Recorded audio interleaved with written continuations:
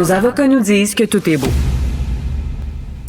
Emmanuel Latraverse, est-ce que Pierre Poilievre va en découdre? Va en découdre, il en découd avec lui-même, il en découd avec son parti, il en découd avec ses dilemmes. Je pense que ce soir, il est confronté quand même à un des discours les plus importants qu'il aura eu à livrer jusqu'ici dans sa carrière. Pourquoi? Qu'est-ce qui va pas avec lui ces temps-ci? Ben, il est lui. Et il est victime de son succès. Je m'explique.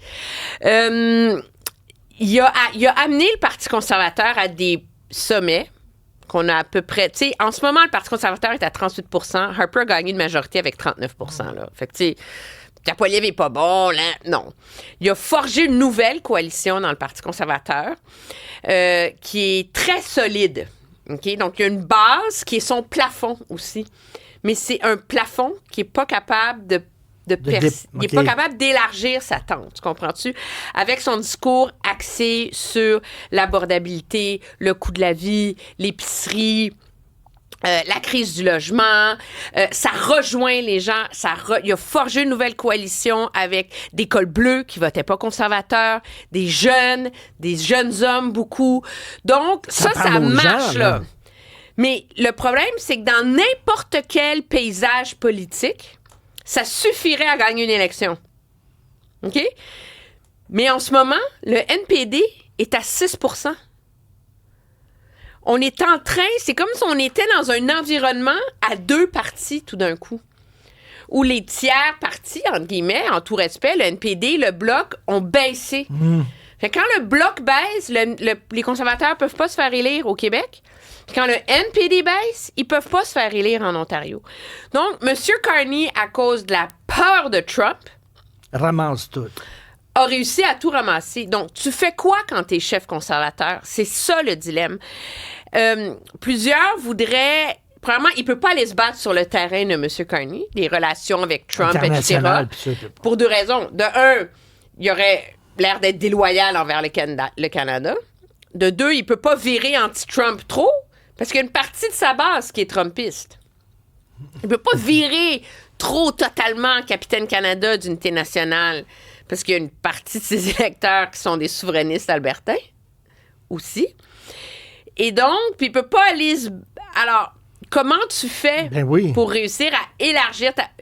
Il y en a plusieurs qui pensent que c'est pas tant une question de politique publique, parce qu'ils sont vraiment sur le X des préoccupations des gens, mais que c'est une question de style.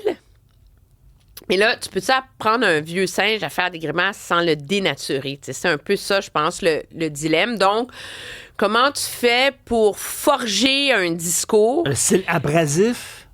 Qui rassure ta base, qui t'aime abrasif, parce qu'ils ont l'impression d'avoir un combattant à leur côté, qui les comprend, mais qui va aller chercher l'électorat qui trouve que t'as pas l'air assez mature pour être premier ministre. C'est ça, le fond du problème. C'est pas que... Moi, je pense que c'est que les gens ont des doutes sur son niveau de maturité, de compétence, de vision, au-delà de la joute politique. Donc, comment tu fais pour réussir à garder ta base électorale, tes membres, ton congrès?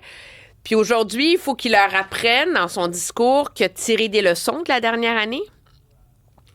Donc, il y a beaucoup de cases à cocher pour vraiment livrer un discours adéquat pour rassurer ses membres aujourd'hui qui vont voter sur son leadership. C'est ça, il fait face à un vote de confiance. Oui, il fait face à un vote de confiance. Alors, aujourd'hui, comment ça se passe? C'est qu'il va faire son discours. Puis après son discours, les membres ont 2h30 pour aller voter en personne, puis on va connaître le résultat quelque part pendant la nuit. Mais OK, si c'est pas lui, ce serait qui? Ils ont-tu quelqu'un d'autre? C'est un peu ça la question, hein? C'est qu'il n'y a pas de plan B. Je pense que s'il venait à démissionner, il y aurait une course qui s'organiserait, il y a des noms qui... Alors, l'enjeu, c'est pas qu'il... Je suis pas de l'école qui va perdre son vote de confiance. Moi, je pense que, selon toute vraisemblance, il va avoir quelque part entre 76 et 80 un peu, là, tu sais. Ce qui est comme la limite permise, tu sais, où il peut s'accrocher, mais c'est pas facile. Puis, est-ce que c'est assez s'il y a moins de 80 % pour rester et convaincre ton caucus que tu es encore l'homme de la situation quand tu sais que les libéraux se cognent à la porte? sont prêts à aller grappiller 1 ou 2 députés pour réussir à avoir leur majorité. Fait que c'est vraiment un très mauvais casse-tête politique dans lequel il se trouve en ce moment. Et quand il prononce son discours... 8h30 ce soir. Donc, juste après le bilan, tu sais, c'est Donc, super le tu fun. animes le bilan, puis après ça, tu restes ici, puis tu regardes ça? C'est ça. Je vais prendre des notes. OK, tu vas prendre des notes. Oui. OK, bon, on va regarder ça. Merci beaucoup. Très bien, au revoir. Emmanuel.